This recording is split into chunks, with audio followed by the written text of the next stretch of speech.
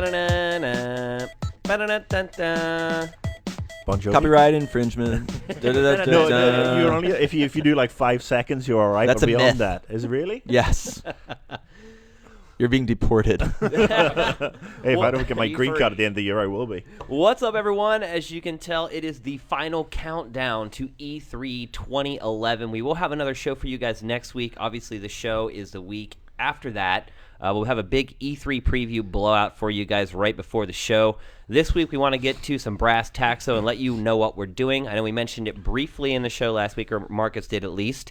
But we do have the full rundown, and we want to go through it with you guys really quickly right off the top of the show so you all know what's going on. So, but the bombshell is that we're not going to E3. Fuck it. Yeah, we just threw in the towel. We're skipping 011. Anyway, so we're kicking off our E3 coverage on Thursday before E3 with a big episode of Game Trailers TV on at 1 a.m. We have a ton of exclusives for that show, but the only one I can reveal right now is we're going to show Uncharted 3 Co-op for the very first time in that episode. The show will be loaded with exclusives, so make sure you check that out. That'll be at 1 a.m. Thursday night on Spike. Then we kick things off on Monday. And really the only thing you need to remember for Monday is to watch Spike TV. Spike TV has the exclusive broadcast rights to the Microsoft press conference, also the exclusive rights to the EA press conference. Just stick around until it's over. So Check local listings. And if you only have bunny ears, you can see all this stuff on Game Trailers. Right. But yes, we have the exclusive broadcast rights for the Microsoft press conference and for the EA press conference. Not for the others, but for all the other press conferences, they will be streamed live on GameTrailers.com. Yes, the stream will be better than it was last year. I know that we say this every year, but we have done a lot of live streaming over the last year, and we've really perfected that process. Our streams will be rock solid. Not only can you watch those streams on GameTrailers.com, you can watch them on Facebook. You can watch them on all the social platforms. You can even watch it on your mobile phone. We are blowing out E3 Live in a major way. Now, on Tuesday, we do not have live press conferences on air. Instead, we're doing all the press conferences inside a live stream show that we're doing for, 14 hours or something ridiculous on Tuesday. It's a long time. Yeah, our live stream on Tuesday is essentially a broadcast quality show that is not going to air, but it is live streaming through all those other platforms I just mentioned all day Tuesday. Then you start talking about the minute-by-minute, 24 hours around the clock coverage we have of the show all week long. GameTrailers.com is definitely where you guys want to go for E3 to get it first and get a lot of the exclusives and see stuff before everyone else. So make sure you check that out. And I'm getting a note right now saying U.S. only from Marcus. Is it US only? I mean, because obviously a lot of our people watch from around the world. The Game Trailer stuff, is it capped for just local, for US only? No, our live streams are worldwide. So you can watch the streams. Obviously, if you don't get Spike TV in some other part of the world, you can't watch the live broadcast, but you can still catch that broadcast on Game Trailers. So while that 5-6 hour broadcast is going on Spike TV, it's also being simulcast online. So anyway, that's the housekeeping. As more details come up, we'll probably share a little bit more with you next week, but that is sort of the rough overview, the big rundown of our E3 plans. And now we're going to launch into episode, is this 161 now? 161. Creeping up to that big 200. We should stop numbering them. We should just call this episode Steve. Yeah. No. No. Well, you were going to subtitle every episode. What's your title for this week? Fuck my life. When is this going to be over? FML. Where's my razor blades? Yeah. Well, the kicker Jack for us is Kevorkian that on speed dial. E3 ends, but it doesn't end for us. Like, literally, the show ends, and then we dive right into our Best of E3 awards. And in some ways, there's more work involved with our Best of E3 awards. Oh, hang on. Wait. Hang on. Let me Who go was get the the one cheese with that crying one. 5 minutes I'm not ago? crying. I'm just like, fuck my Who life. said FML just 60 seconds? Anyway, so we got a big E3 plan for you guys. We hope that you guys will hitch on to our truck for the ride. It should be a good one. Lots of good stuff. And here we're going to talk about some of the E3 stuff that's coming up on today's show. And here to do that, as you've heard pretty much from everyone at this point, Ryan Stevens. Yo, hitch on up to my truck. Marcus Beer, as you've heard, is also on the show today. Yes, and I'd like to acknowledge Team Bondi, because apparently we didn't call them out last week and people were bitching. We know, L.A. Noire, Team Bondi, good job. Is it Bondi or Bondi? Bondi Beach. So I'm guessing it's Bondi. But the British pronunciation is Bondi, so. Gotcha. Miguel Lopez, our fabulous reviews editor, is here today. Hello. I had Hello. to chain him to the chair. Hello. Hello. Ryan says closer. Hello. And Mike Damiani's on the show today, too. Hey, all. Honor's a curious thing. Honor made Arian fight a mismatched battle against the might of Temeria. Facing defeat, Honor told Arian to bow his neck to save his men. All right, so in our most anticipated games of the year feature, we caught a little bit of grief for including The Witcher 2 from certain people, but I think now we look pretty good. Right. Who was hating on us for that? Just the same people who hate on Modern Warfare and anything else that they can find to hate on. PS3 fanboy 644 and Xbox fanboy 931 Exactly. in particular. Those guys. But The Witcher 2 has delivered the goods. Yeah, no, it is excellent. It is it's pretty close to my favorite RPG in a very long time. You Is couldn't it- go all the way and say all time. Is it better than Dragon Age 2 in your opinion? I do, yeah. It is. I like it more. So I hold out hope for it. Then I haven't played it yet. I hold out hope for it then because you and I had we came to loggerheads over Dragon Age 2. Right. So what does it do better than DA2? I don't think it's a very useful comparison, really. You know, I'm just basing it because I still think you're shit at RPGs. But there you go. I kid. Come on. I mean, it's a completely different game. This game, it really plays more like a console game, whereas Dragon Age 2 is more of a kind of Wow PC experience. People will kill you for saying that. I thought Dragon Age 2 was the ultimate Console console RPG. RPG. See, I don't know. I think after I reviewed it, I was reading a lot of people's reactions to it on message boards, and a good majority of the people I encounter playing this on PC are playing it with an Xbox 360 controller plugged in. Yeah. Really? Yeah. Well, it is. I mean, the combat in it is very physical. Yeah. I mean, it's not like WoW where you're kind of near someone's hitbox. No, yeah, it's reactive. Which Dragon Age was kind of like that. Yeah. Here And it's- is there any need or advantage to playing it with the keyboard and mouse? Do you Not need that many? really. But I mean, it works on a console controller, right? Yeah, it does. You get more hotkeys, but I didn't really use the hotkeys. I could have played it. The only reason I didn't is because I couldn't get it immediately to work on my PC at home. Give me convenience or give me death. Yeah, so I was like, all right, you know what? It's 1:30 a.m. and I just got this installed. I'm just gonna get in here and play it. Forget Yeah. this stuff. But yeah, the combat most closely resembles something along the lines of like Arkham Asylum or Demon Souls. It's excellent, man. It's pretty much it's what BioWare would do if they weren't obligated to be so sort of family friendly. The world is a bit more cynical, a bit darker. The humor is a bit more profane. It's and funny. It is Legitimately funny. Yeah. You watched our review. We picked a few choice sound offs to kind of give you a hint as to what the humor is, but that stuff is really all over the place. And in my opinion, like the voice work and that whole area of the production is just as comprehensive as something you get in a BioWare game. These guys killed it. They really did a good job with that. The combat, I think, is very exciting. It's very difficult and it's very unforgiving. And I suspect, Marcus, that you're going to kind of be rankled by it, at least initially. Well, Because Bloodworth mentioned yesterday that he had problems getting through like the first set of battles. Yeah. And that's partly because the game doesn't do a good job of showing you how to play it. It kind of just throws you, into the deep end of the pool. To the and- wolves, literally. Yeah. That's what Penny I mean, Arcade there did are there. some like half-assed little tutorial things that pop up, but when you're in the midst of trying to survive, you miss them. Oh, And- yeah. I've played literally 30 minutes of this game, and the first thing I did was run away from a dragon who's blowing fire on me as the screen fills up with tooltips, and I'm just like, fuck that shit. I'm just running. Yeah. Dragon! Oh, and the game is kind of an asshole too because it lets you choose the order in which you play out all these prologue things. And if you want, you're looking at a list of options, and one of them is like, and then the dragon came. That's You're the thinking, first one I Of chose. course you're gonna like, choose holy that one. shit! And that's like the hardest part. course. That's the part that beats your ass the worst. Yeah. Sure enough, yeah. If it doesn't occur to you to just do them in order, like the game probably should have made you, then you're gonna get brutalized. So what makes this game different from other games like it? Not that obviously it needs to be all that different. It can still sort of follow the tropes of the genre and get the score it did. But what really stands out for you is something that sets it apart. The main difference is the combat. It feels deadly. It feels like, well, at least for me, when I get high enough level in one of these RPGs, I tend to just feel super confident. Like nothing scares me. In this game, for the most part, pretty much every fight that I got into, I had to be mindful of everything that's important tactically. I had to, okay, let me not get crowded. Okay, let me position myself here.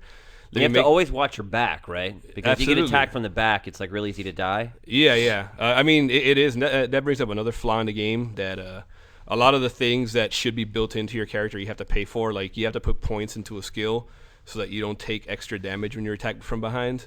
And that's just no fun. That's like, paying for your car to have wheels or something. Right.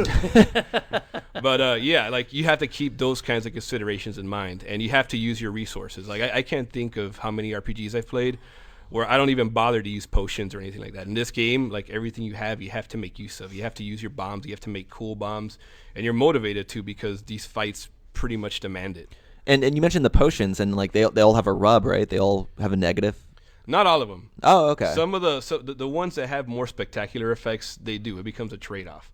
So you can get one that dramatically increases the rate you would generate health, but it'll make it so that your mana regeneration is gimped. So there's a lot of trade-offs like that. There isn't much in this game that's like a clear advantage when it comes to that stuff. Well, speaking of clearness and choices and stuff, like, and it's not always good or evil or black and white, right? Like when you make choices, it's just like, what do you think's going to be good for the story, right? And yeah, the game just plays the world off. is cynical, and like I tend to be one of those people that wants to make the quote unquote right choice in every one of these games just to get like the quote unquote best ending. But in this game, if you try to do that, like you're kind of flying blind. So as a result, I just decided to go with what seems like the most fun, the most interesting thing, exactly like you said, and just see where the cards fall. And yeah, it was good. Like, if you would have told me that my game would have played out the way it did, knowing the choices, I wouldn't have believed you, Wow. I sided with a character that I wouldn't have expected to side with just because it came down to like a split-second decision. Yeah. And that totally changed the way the rest of the game played out for me. Yeah, Blood was saying some of the decisions you make, they don't seem like the game doesn't build them up to be a big deal while you're making them. Right, But then absolutely. later on, you're like, oh crap, I can't believe yeah. that I chose. That does sound one. like a Daniel Bloodworth quote right there. Yeah, no, absolutely, man. That was one of the things that we praised the most in the review, is that you're kind of you're encouraged to kind of be in the moment and not spend so much time trying to like telegraph what will What's happen. gonna happen. Yeah.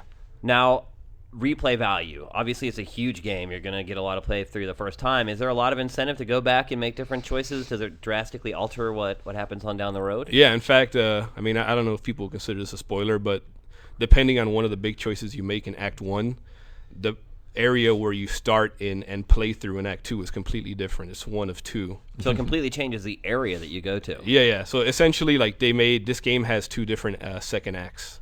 So the sex scene, probably the raunchiest in games so far, minus like Battle Raper and Triple X games. Like Right. legitimate game releases, probably the most suggestive. Oh yeah, so it's far. like Skinamax sex scenes, We straight did up. not put it up on the site. It was a pretty tough decision to not do that. Right on the honestly. border. God Yeah, it bless was those very Eastern close. Europeans. at No, you know CD what I Projekt. did? Like one time when I was playing through it, I saved right before I got to a brothel, and I just went through every single character you could have sex with in the brothel and captured it. So You that footage is on Please our tell me server there's- somewhere. Is there a VD achievement or something? Of gonorrhea? No, in fact, Witchers they're immune to disease, so he could throw his dick anywhere he wants.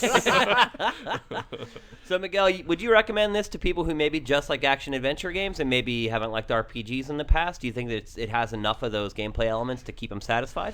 I think it does. I think a lot of people are probably going to be put off by how unforgiving it is, especially at first. But I think it's a worthwhile game to invest in. And yeah, I think people who aren't necessarily into shit like Dragon Age or Fallout, I think they could get into this. And you saw it, it's really easy to get impressed. It's really easy to be impressed by it because it looks so good. Definitely. And I think that's a lot of people are motivated to play games just because of that, right? Yep. Go buy it, folks.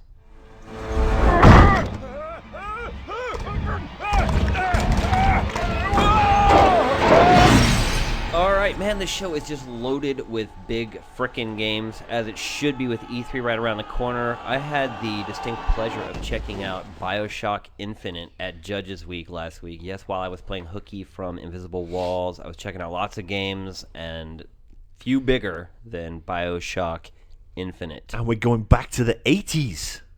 It's set in 1983, isn't it? Well, That was the word on Way to the spoil Twitter it. sphere. No, I'm Oh no, kidding. seriously, I'm it's been kidding. on the Twitter sphere and it's been on YouTube for the last.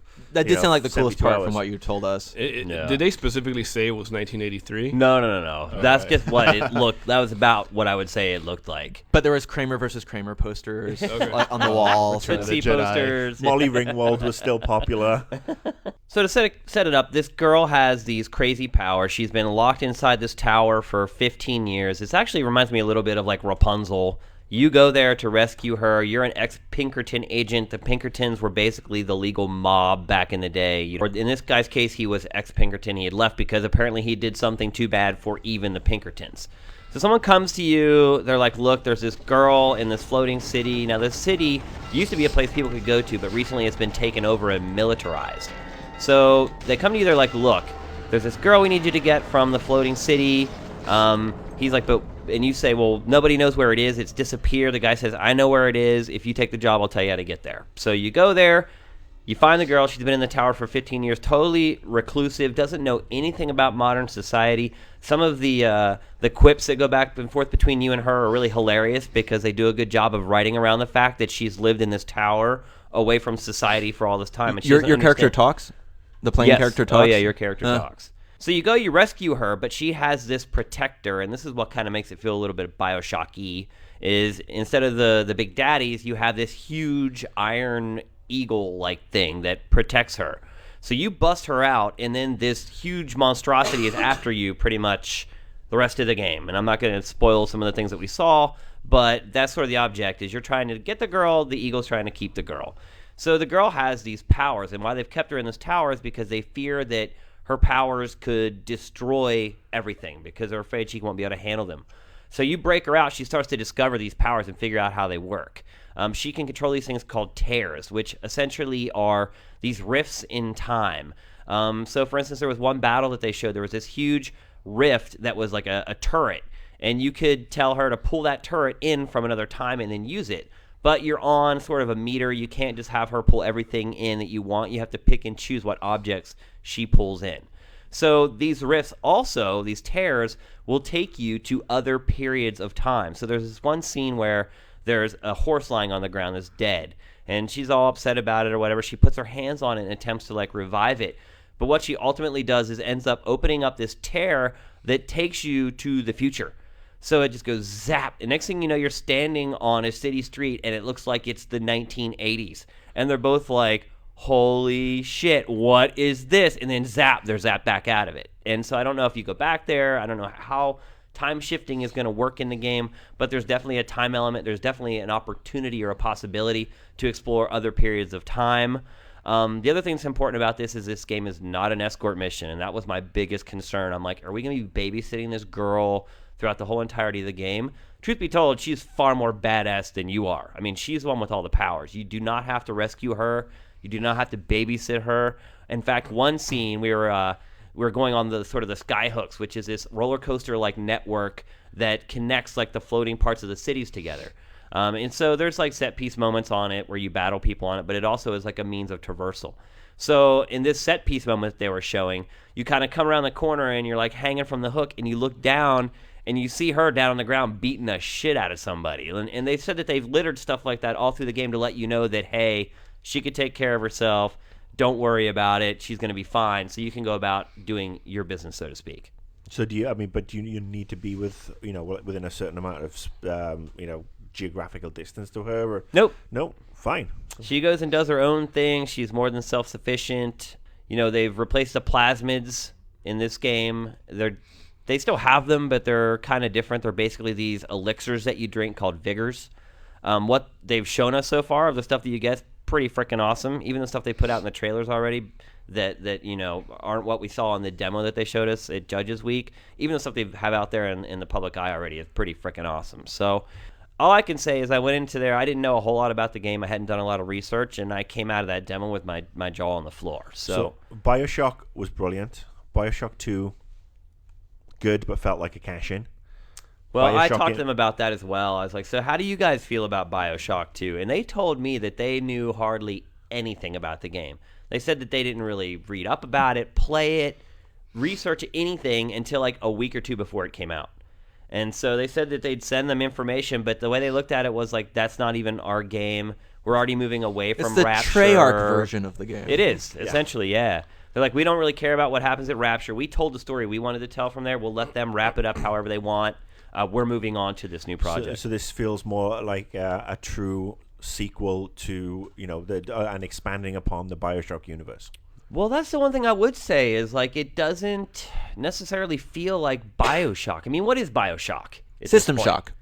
But it's not, right? Right. I mean, the whole whatever shock It's thing, marketing. It's marketing. It is all marketing at this point. I mean, the only thing I would say that really ties the two together is the vigors that feel like the plasmids and the sort of steampunk setting a little bit. The stylistic nature. Part of it, and then the guardian, the Iron Eagle that's protecting her. But the rest of it just feels like a whole other game set in a whole new universe, all new characters, all new situations. It feels like a completely different game. How linear did it seem? Because BioShock 1 had these linear like plot levels that would like shoot you through, and then it had these levels that you kind of explored, but then you could kind of finish that level up. It feels pretty much the same. Oh, awesome! Yeah. Good to hear. Good to hear. Yeah. Talk about a bit about how the sky hooks work. Like, does that seem like it's this sort of persistent travel method, or are you just on it during set pieces where they want you to be on it? No, it is a means of travel. They said that in the interview that we did. Like, there are set piece moments that happen on the track, so to speak, but that's not why they're just there. While you're on the tracks, it's crazy too. Watching them demo this, I was like, how are they doing this? You can jump from track to track. Sometimes there are huge crates that come rolling down, and you have to like jump from one track to the next. It looked to me like there's an icon system, so to speak. So you can look whatever direction you want while you're flying around on the rails, and then you can sort of look at where you want to go, and then hit the button, and you'll sort of dislodge from one rail, go to that other rail. Or if you want to land on a platform, you can land on that platform by putting the icon on it. So That's cool. It's kind of like how Spider-Man works, almost. yeah, I mean, it happens really fast. And everybody that walked out of the demo was a little bit dumbfounded on how they were doing it. Really? But you could see this very vague, like, white sort of icon appearing wherever they would ultimately end up when they left it. But it seemed like it was pretty free-roaming as far as when and where you wanted to leave and when you wanted to jump to another rail. The network of tracks goes all the way through the whole city. So yeah, it was pretty cool and pretty fun.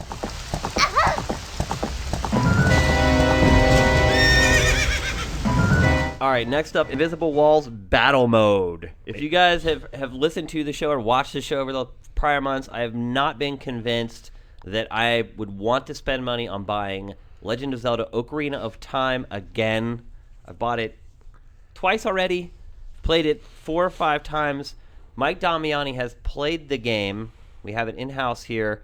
Convince me that I should buy this game for a third time.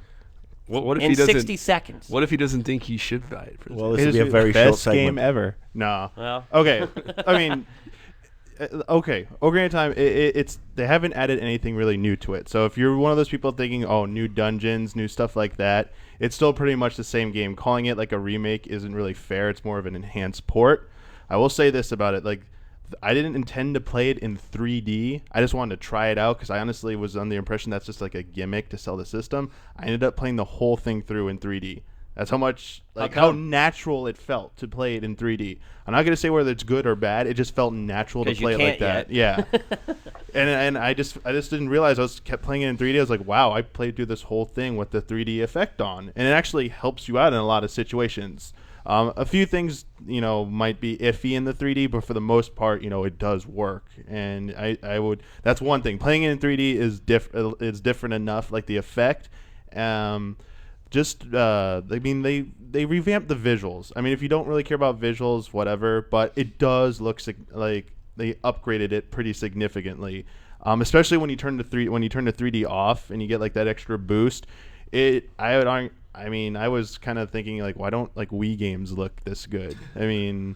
you think that game looks better than a Wii game? When it's running, like Twilight Princess, maybe because it's just an SD and stuff from putting on an HD TV, but that tiny screen and what they optimized it for, Yeah, you have to imagine the DPI is insane. Yeah. Compared to, I mean, it does. You think it there were looks some better parts than Twilight Princess? on GameCube and Wii? Yeah. Yeah? There's parts in those games, the textures that are blurry and stuff.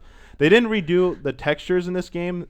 Some of them, you can tell that they missed a few spots. Yeah. But a lot of it has been like, it has been optimized for this. I mean, they put the world feels more alive in this game. Like when you go to Kakariko Village, it used to be kind of like barren. You see a few NPCs walking around. They put up all these posters all over the place. Like you go into someone's house, you actually see like a bunch of books lying out. Like there's a map with a dagger in it. I mean, they put more personality, if that was even possible, into this game. And it's like those quirks and charms that Nintendo's known for. They like up the ante on like that. In terms of like actual like controls and stuff, Your 60 seconds are up. Yeah, we're actually on 3 minutes. So Can you still play it backwards? I'll give you 15 seconds bonus time. okay, let me say this: the controls take some time to get adjusted to. I mean, the analog pad's a little different. Playing the Ocarina is different. They changed up all the controls, whether it's touchscreen on the buttons, but you get used to it. The one last thing I will say though is if you are one of the people who like to speed run this game, they went through. If you're one of those and poor people. They nerfed and fixed a lot of the took it shit all in this out. game. Yeah, the big stuff all fixed and stuff. Even some of the basic stuff they fixed. Walking backwards still works, but a lot of the big stuff is gone. So and your What time about the is up. timeline, So man? What about the Shane, timeline? We'll just end it on walking backwards. well, no, I want to know, Shane, has he piqued your curiosity? No.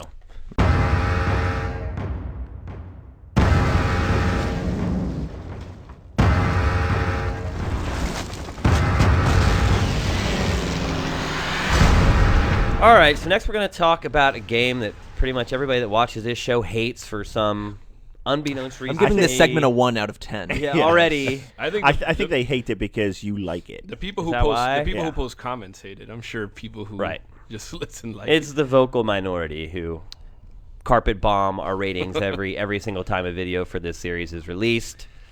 It's Modern Warfare 3, probably the biggest game in the industry. I don't think anyone can deny that. They finally showed some in-engine stuff, not necessarily gameplay. The first trailer, I think there was a couple quick shots of you actually playing, but most of it was just in-engine stuff showing what the game looks like. Shows Germany, shows England. I got to say, I looked at it and I thought, Rogue Spear. I just looked at it and it took me back to watching Rogue Spear for the first time. And I just, And when are we going to get a decent Taksim again? Shut the fuck Here up. we go down No, that path honestly, again. I want to throw down this challenge to Red Storm, guys. Remake Rogue Spear with a new engine, put the Taksim in it, and watch it kill Modern Warfare 3. Wait, does Red Storm still exist? They still exist somewhere? Really? Yeah, I think so. Yes, they do. I've got friends who work there. I have a fridge magnet of Red Storm, but I got that about 11 years ago. I don't know. I thought the teases were pretty cool, like showing this kind of the weird kind of radar scope-ish sort of like look into like the world being cities being like kind of torn apart where there hasn't been war in hundreds like 100 years or whatever, World War II, 60, 70 years.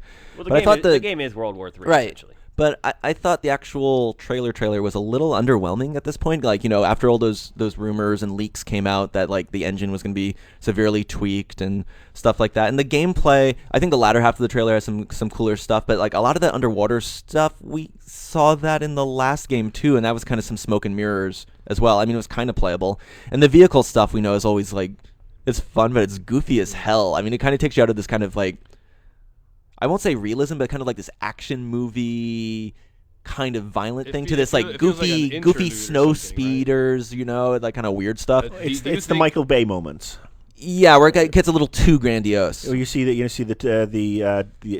train in London that derails and slams into stuff, and it just. I mean, I think we saw a bunch of set pieces, and it'll be the same as the last one. And I raised the point last week, and you weren't here, Shane, that I'm wondering if this is going to be as good without the core guys who were Infinity Ward. I know the story has probably been mapped out. We discussed that last week across, whether they mapped the arc, but with 3 different companies fiddling with this game. Engine, not exactly I don't blow know me. if Raven is actually doing it. Raven are doing the multiplayer. They weren't aren't listed on the trailer It's though. just so. Sledgehammer Sledge and and Infinity Ward. Infinity Ward, but they got equal billing. It's Right. kind of interesting. Yeah, I mean, I have actually seen the game, but I'm under embargo, so I can't talk. I can only talk about what was put in the trailer so far. And yeah, there's no Raven in the credits for the trailer, so I can say that, but I can't say what I found out. This is ridiculous, in all honesty. But Well, I see you putting 2 fingers down your throat right now and making the gagging. No, he's not. Speaking more generally, like, do you think the fact that we're finding this introduction a little underwhelming is because there's not much new in the game, or because they hastily put together this trailer?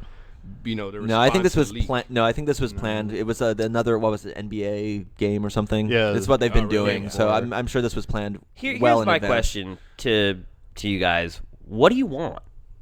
How do you make No, this no, I game mean- better? What could they have done that you guys wouldn't be sitting here right now saying? No, I mean it's kind of the problem. I mean, to go. I mean, what do you want? No, I mean to go spoiler wise. I mean, I felt like Modern Warfare, the first Modern Warfare, like when they had the guy when you were getting dragged through the streets and you got shot in the head, and when the A bomb went off, you're like, oh my god, these are huge moments. Spoiler. And then yeah, I'm totally spoiling these games by the way. And then Modern Warfare 2 came out, and it's like you're in fucking outer space. We're gonna have a what's the thing? An EP? No. EMP. EMP, go off, and they're. I mean, Well, the big thing there was no Russian, right? and yeah, no, right. Guaranteed there's going to be you're something trying in to. this game You're, like that. They're trying to, continually up the ante because they feel like they have to. But at a certain point, it's like the rule of cool. I mean, as cool as it gets, at a certain point, it just starts getting kind of ridiculous. Like I like to think of like Silence of the Lambs, where the shit's fucking retarded, but the movie was done so well, you're okay with it. And then you watch Hannibal, and you're like, this is fucking retarded, and it's not good. But it goes back to the question: what do you want him to do? Do you want it to be this boring thing where you see some dude walking through the grass for 2 minutes? I think mean, what the people who like Call of Duty or Modern Warfare, big time, they're probably just waiting to hear about what's going on with multiplayer. I think that's the answer. If they do something meaningful there that changes the game in a way that is positive for it, then right. But I get that. I would've been Going happy- Back, to my question? What could New they engine. have done? New engine.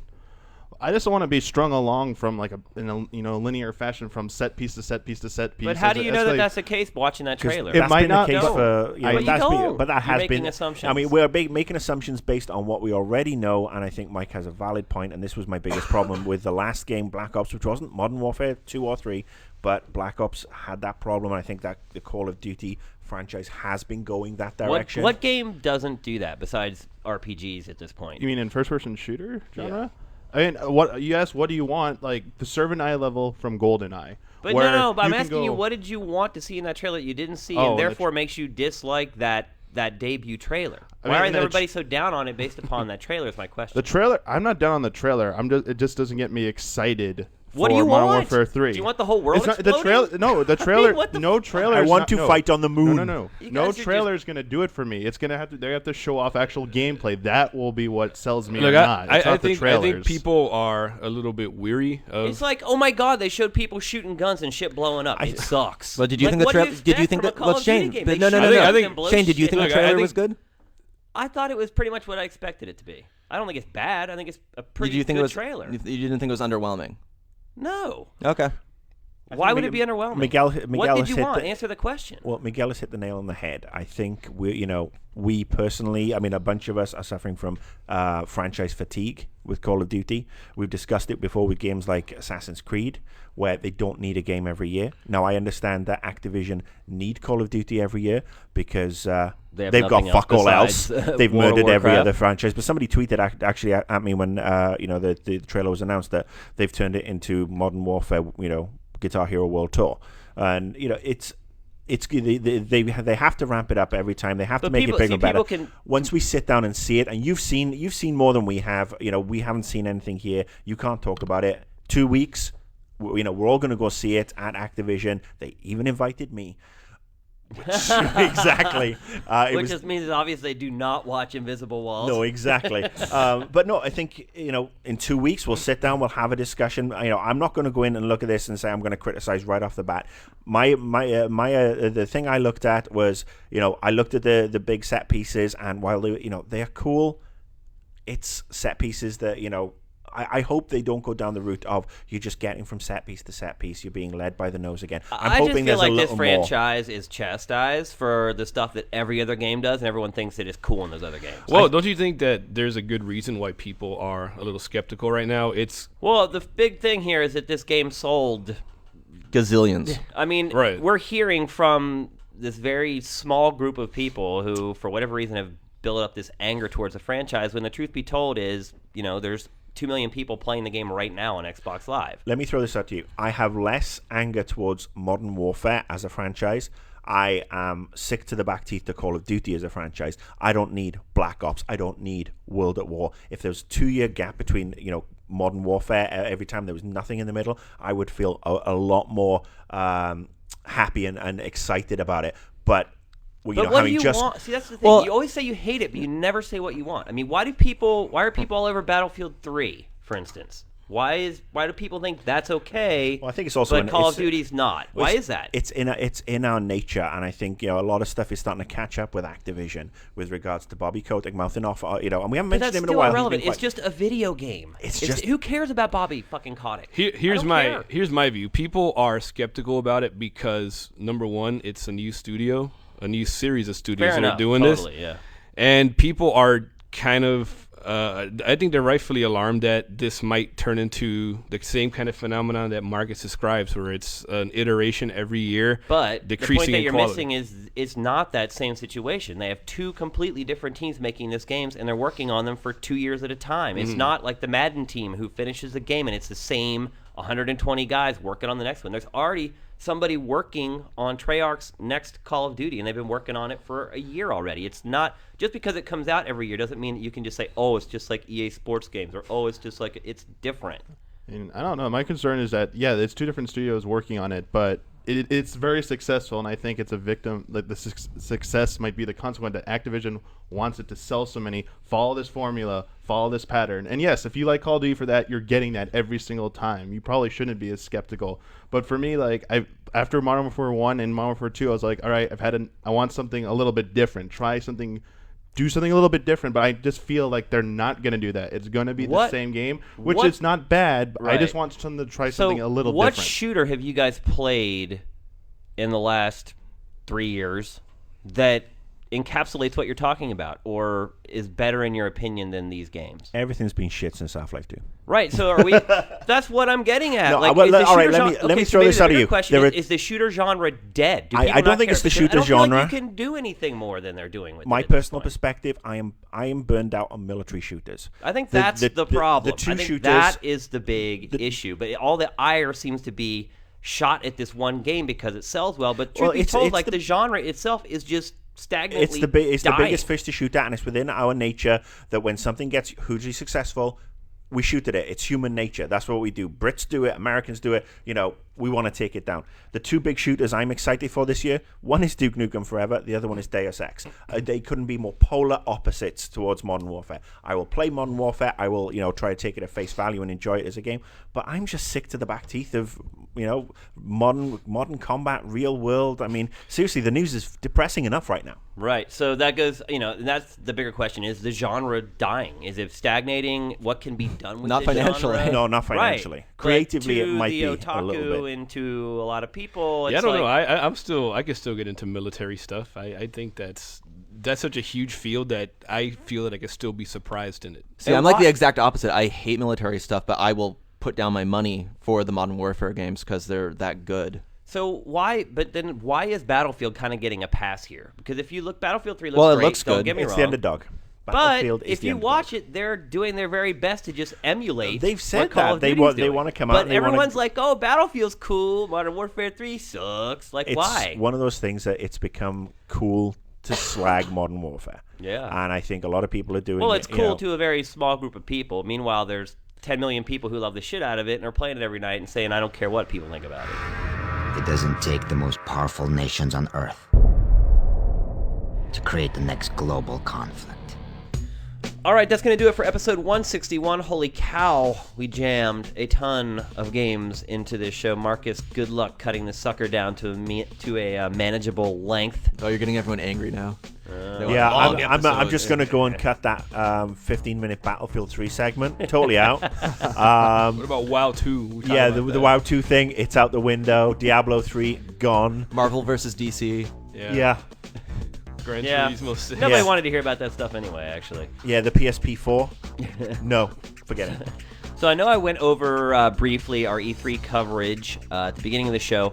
Obviously, it's a lot of information. If you want a full rundown on that, we do have some promos running on the site, but also my blog on Reset this week is going to be all about our E3 coverage. So check that out on Saturday morning. Also, Marcus and Reset, you're going to be touching on Ellie Noire, right? I will be discussing why I think it is like me in certain aspects. It's inches short of greatness. Yeah. Anyway, hope everybody out there is having an awesome Memorial Day weekend. Enjoy your 3-day bank whatever holiday it in is. the UK. It's a bank holiday, and I just got to shout out my boys Swansea City. Big game on Monday. I hope they win. You talking about that football? I am. It's a huge game, biggest game in our history. Swansea City. Come on, boys! Against Where the Reading. fuck is that? Fuck off. Yeah. Good luck, actually. Anyway, that's going to do it for 161. Thank you, guys. Hope you have a great Memorial Day weekend. We'll see you next week with our big E3 preview. Invisible Walls is up and out.